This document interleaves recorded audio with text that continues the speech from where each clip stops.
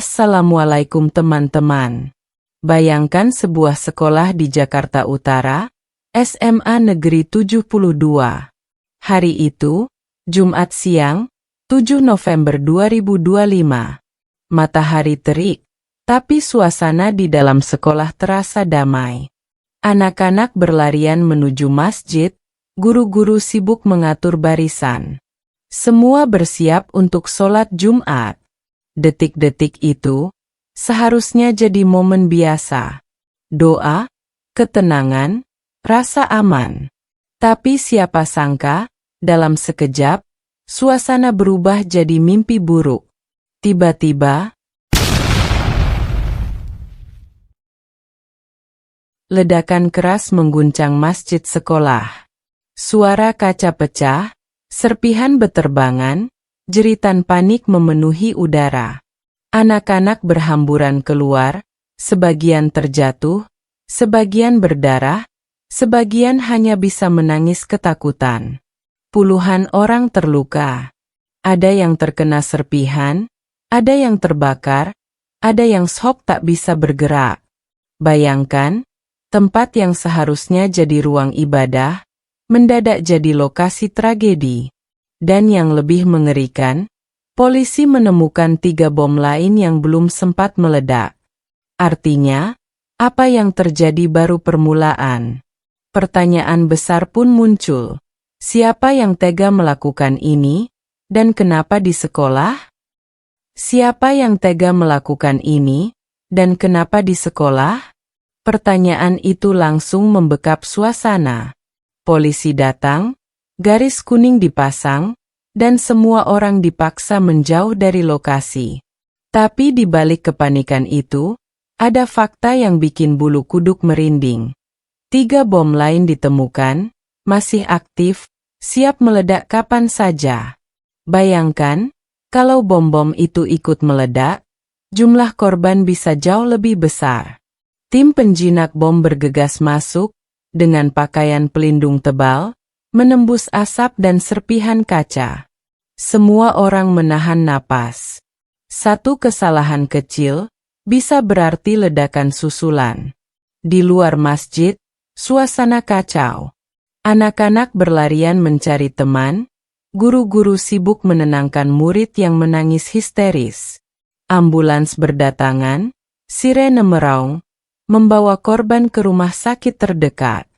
Dan di tengah kekacauan itu, muncul kabar mengejutkan. Pelaku diduga bukan orang luar, melainkan siswa sekolah itu sendiri. Seorang anak yang selama ini duduk di bangku kelas, belajar bersama teman-temannya, ternyata menyimpan rahasia gelap yang tak pernah terbayangkan. Polisi mulai menggali lebih dalam. Siapa sebenarnya anak ini? Kenapa bisa membawa bom ke sekolah? Jawaban yang muncul membuat semua orang terdiam. Pelaku adalah seorang siswa yang selama ini merasa terasing, sering jadi korban bullying, dan menyimpan dendam yang tak pernah tersalurkan. Bayangkan, seorang anak yang setiap hari duduk di kelas, menulis di buku catatan, tersenyum tipis saat absen dipanggil, ternyata diam-diam merakit bom di rumahnya. Bukan sekadar mainan, tapi bom rakitan sungguhan, dengan daya ledak yang bisa mengancam nyawa puluhan orang.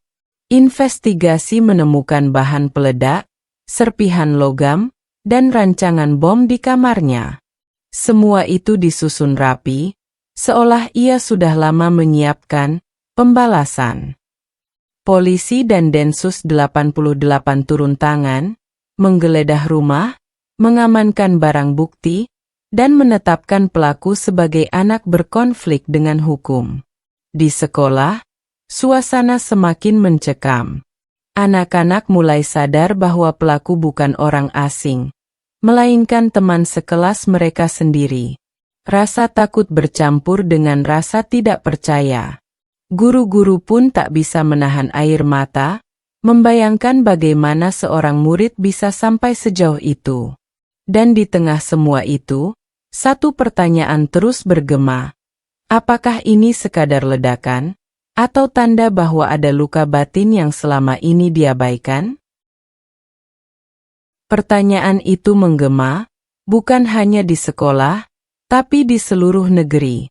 Setelah ledakan, suasana perlahan mulai mereda. Polisi sudah mengamankan lokasi, bom-bom yang tersisa berhasil dijinakkan, dan pelaku ditahan. Namun, rasa takut masih menggantung di udara. Sekolah yang biasanya ramai dengan suara tawa kini sunyi. Kursi-kursi kosong, papan tulis tak lagi dipenuhi coretan. Anak-anak tidak berani kembali. Banyak yang trauma, bahkan ada yang meminta pindah sekolah.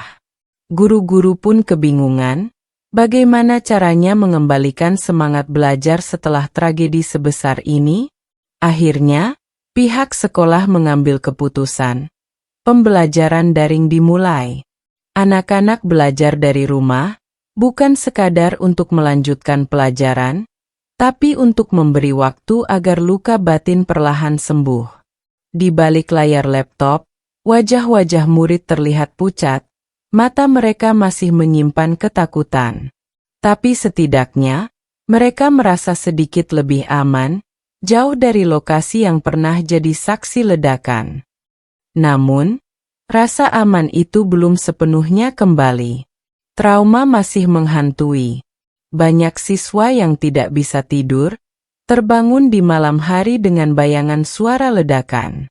Ada yang menangis setiap kali mendengar suara keras, bahkan sekedar pintu ditutup dengan kencang. Melihat kondisi ini, pemerintah turun tangan. Psikolog, KPAI, Kemendikdasmen, hingga Kementerian Pemberdayaan Perempuan dan Perlindungan Anak bergabung. Mereka membawa program trauma healing, mencoba menenangkan hati yang hancur. Mobil Sapa hadir di sekolah, menjadi ruang konseling berjalan. Anak-anak diajak bercerita, meluapkan ketakutan, dan perlahan belajar menerima bahwa mereka selamat. Guru-guru pun ikut dibimbing, karena mereka juga saksi mata tragedi itu. Orang tua dilibatkan, diminta hadir, mendampingi, agar anak-anak merasa tidak sendirian. Perlahan, suasana mulai berubah. Dari tangisan menjadi bisikan, dari bisikan menjadi percakapan, dari rasa takut menjadi harapan. Tapi tetap saja, bayangan ledakan itu tidak bisa hilang begitu saja. Semua sadar, luka batin butuh waktu panjang untuk sembuh. Dan disitulah kita sampai pada akhir cerita ini. Ledakan di SMA Negeri 72 Jakarta Utara bukan hanya tentang bom yang meledak, bukan hanya tentang korban luka, atau tentang seorang siswa yang terjerumus dalam dendam. Lebih dari itu, tragedi ini membuka mata kita semua. Bahwa bullying bukan sekadar ejekan. Bahwa rasa terasing bukan sekadar diam di pojok kelas. Luka batin yang dibiarkan bisa tumbuh menjadi sesuatu yang jauh lebih berbahaya. Kini, sekolah perlahan bangkit. Anak-anak mulai belajar lagi, meski lewat layar. Guru-guru berusaha menenangkan, orang tua hadir mendampingi. Pemerintah pun turun tangan, memastikan pemulihan berjalan. Perlahan, rasa takut berganti dengan harapan. Tapi pertanyaan terakhir tetap menggema. Apakah kita sudah benar-benar peduli dengan luka yang tak terlihat? Karena seringkali, yang paling berbahaya bukanlah bom yang meledak, melainkan hati yang hancur, yang tak pernah kita obati. Dan mungkin, dari tragedi ini, kita belajar satu hal. Sekolah bukan hanya tempat belajar ilmu, tapi juga tempat belajar empati. Tempat di mana setiap anak berhak merasa aman, didengar, dan diterima. Dan akhirnya, dari tragedi ini kita belajar satu hal besar. Sekolah bukan hanya tempat menimba ilmu, tapi juga tempat menumbuhkan empati. Karena seringkali, luka yang tak terlihat jauh lebih berbahaya daripada luka yang berdarah. Kalau cerita ini membuatmu berhenti sejenak, tersentuh, atau bahkan sadar sesuatu, jangan biarkan berhenti di sini. Mulailah dari hal kecil. Dengarkan temanmu, hentikan bullying, dan jadilah orang yang peduli. Karena siapa tahu, perhatian kecilmu bisa menyelamatkan seseorang dari luka yang lebih besar. Kalau kamu merasa cerita ini penting, share ke teman-temanmu. Biar semakin banyak orang sadar bahwa empati bukan pilihan, tapi kebutuhan. Dan jangan lupa, subscribe supaya kamu nggak ketinggalan cerita-cerita lain yang bisa membuka mata kita bersama. Pertanyaannya sekarang, apakah kita sudah benar-benar peduli dengan luka yang tak terlihat?